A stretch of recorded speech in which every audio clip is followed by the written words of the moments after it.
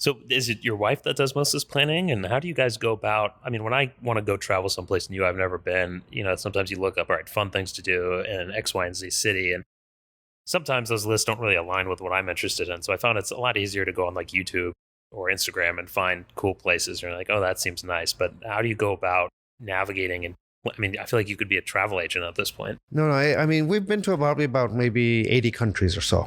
And I will tell you, planning is probably one of the hardest part in trips because the easiest thing would be to go on a prepackaged tour. But we've never found that works for us.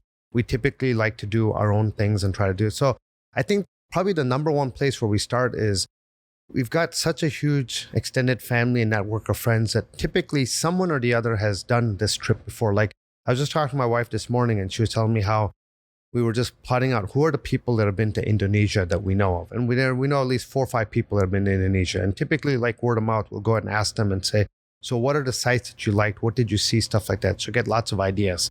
Once we get an idea of where exactly we want to visit, then the next step in our minds is there's basically 2 big aspects. One is your flight tickets, because that's the part that's really expensive. And you want to kind of figure out what's the most effective way that you can make it work. And especially if it's a quick trip, then like Costa Rica is easy. That's basically just one connection. You're right there. But sometimes it's multiple connections. So got to work that out.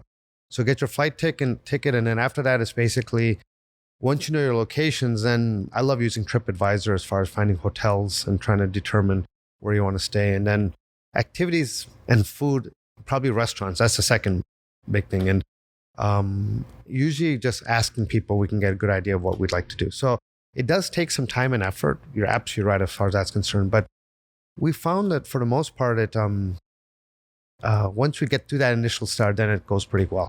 How was Costa Rica? Oh, Costa Rica was awesome. I love it. In fact, for me, one thing that's people often ask me, will you go back to a place again? And it is, besides going to India for extended family, I typically will not go back to another place just because there's so many places in the world to visit. So I'm not the type of person that will necessarily have like a second home where I'll go back to that home repeatedly.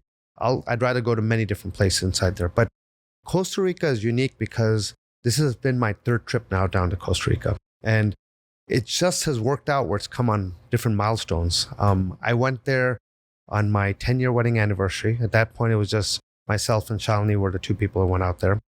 And part of the reason why we like Costa Rica is it's very compact. There's not much of a time difference, so there's not much jet lag that you have to deal with. It's only 1 hour. It's Central Time Zone. And then you've got a whole variety of activities. So we're someone that we don't necessarily are into so much the historical side of things, but we like to go to places and do things, and so Costa Rica is great from an adventure tourism perspective where you can go ahead and have lots and lots of activities. So we went there on our 10-year wedding anniversary. Then on our 20-year wedding anniversary, I went with both kids so they could go ahead and see stuff. And this year, come December, it turned out it's going to be our 30th wedding year anniversary. I was just shocked when I said, oh my God, 30 years.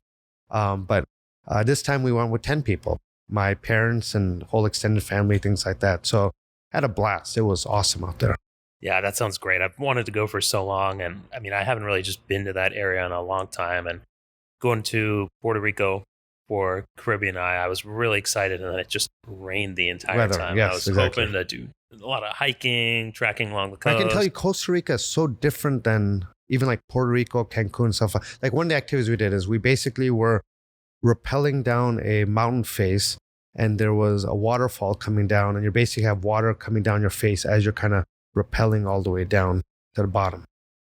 So that was one activity. Another activity, they have these hot springs where you can sit back, natural hot springs. So there's a volcano where the hot water comes down and you basically enjoy the natural springs and stuff like that.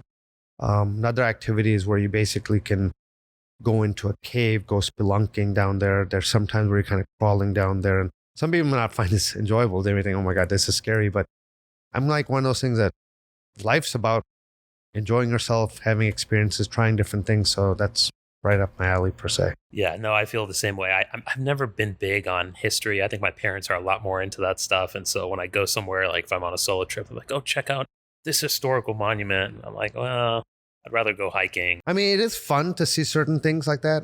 But at the same time, I love a combination of things inside there. Like like South Africa was amazing from that perspective, because in South Africa, you have both activities that you can do, and then it is fascinating to go and see where Nelson Mandela was basically kept in captivity for a period of time.